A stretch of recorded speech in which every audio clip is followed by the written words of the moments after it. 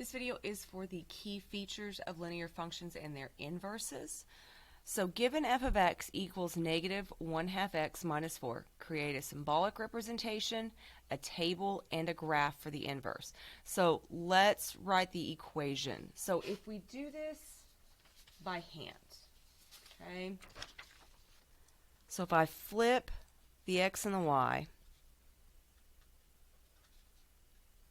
okay, I can add 4 to both sides. So I have x plus 4 equals negative 1/2 y. Then I can divide everything. Everything gets divided by the negative 1/2. So that makes it a little bit tough here to do that. So the other thing that I can do, especially when you have a fraction, just makes it easier to kind of move pieces. So to undo a fraction, I can multiply by the reciprocal. So I could multiply everything by a negative 2. And so that's the route that I'm going to take here.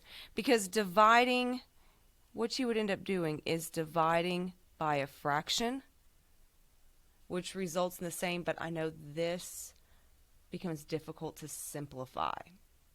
Okay, so negative 2 times x is negative 2x. Negative 2 times a positive 4 is a negative 8. So that's the symbolic representation. Okay, then we're going to do a table. So we're going to do this one first. So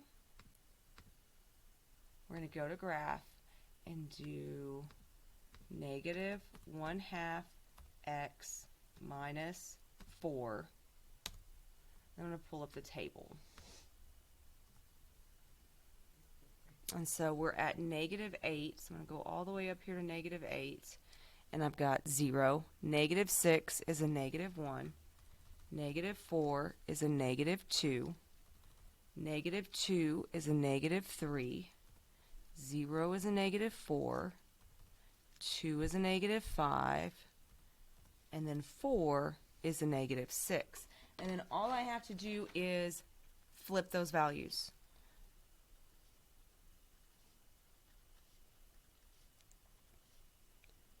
And that makes the table for the inverse. And so what I have now, I can use those points to graph these lines.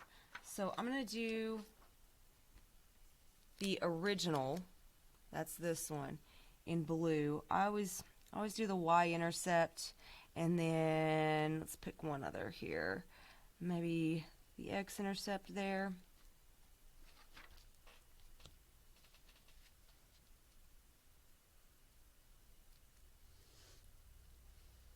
Okay, so that's f of x. That's the original. And then for the inverse, we'll do that one in red.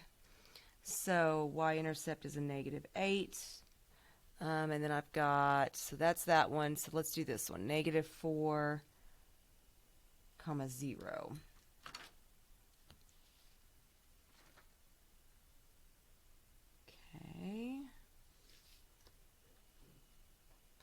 And that's the inverse.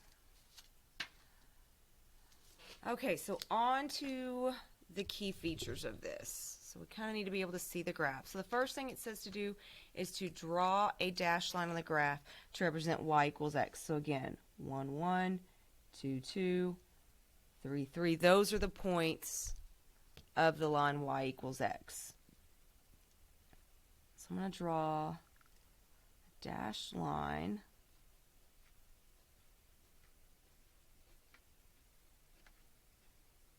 to represent that. So again, you can see the reflection across that line.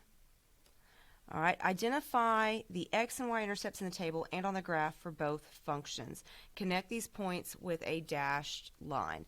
So here, this is the x-intercept, and this is the y-intercept.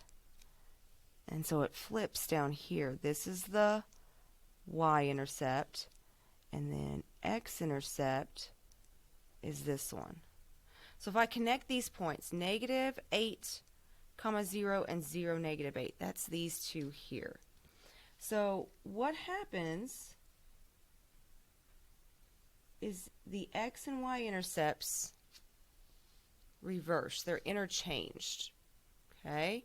So f of x, and then again, so here for these.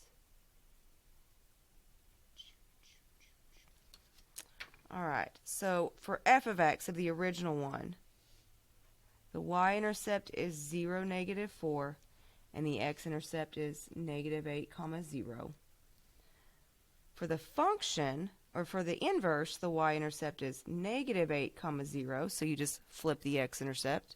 And then the x-intercept would be this one's y-intercept flipped. Okay, so the x and y-intercepts of f of x and its inverse are interchanged. Okay. All right, then we're going to mark the point located at f of 8. So that's where x is 8. And so that's the blue line. F of 8. And then f of negative 1, so that's the red line, where x is negative 8. So that's about there.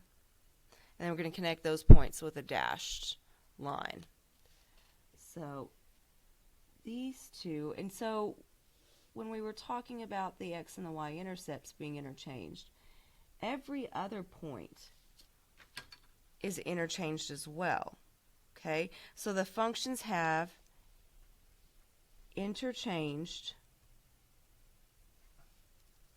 x and y coordinate values. The graph of f of x and its inverse are reflections across the line y equals x. So again, if you fold the graph on that dashed line, everything would meet up.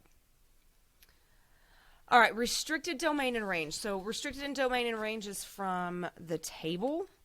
So if I do, I know it's hard to see both. Here's my domain of the original function. So negative 8, negative 6, negative 4, negative 2, 0, 2, and 4. And then this would be the range. So 0, negative 1, negative 2, negative 3, negative 4, negative 5, and negative 6. So what happens with the inverse is my domain and range are interchanged. So if this is the range of the original function, it's going to be the domain of the inverse. So the domain is going to be the range of the inverse. So the function and its inverse have an interchanged domain and range tabularly. All right, and then on to slope. So the slope of the original function we can find from that first equation they gave us. It's negative 1/2. And then the slope of the inverse was negative 2. So the slope of f of x and its inverse are reciprocals.